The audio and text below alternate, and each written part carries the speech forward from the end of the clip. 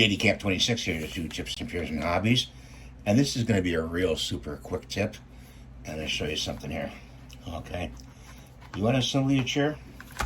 Assemble with a drill. And you're going to set the clutch. So you're going to take a straight hex bit or Allen key. Okay.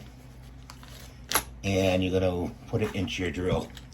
So let's close this drill up.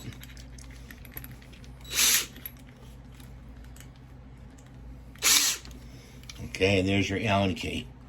Okay, you are going to set your clutch on your drill down to about 3. Okay, so when you tighten and you have that screw in the chair, you know it's not going to strip out. You're not going to strip out your mount in the chair. It's going to stop. See how it stops? But it is going to, you know, instead of using the regular key, taking all that time to put the, you know, the length of that screw in the chair, you'll be using this, okay?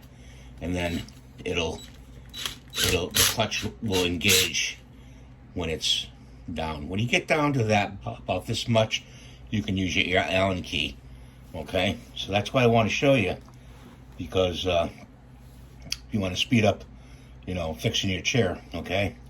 And say if you do strip, you know, the mount inside the thread, you go in there, you put a little Loctite around the thread, and you know, like red Loctite, and you put the Allen screw back in, and you just tighten it.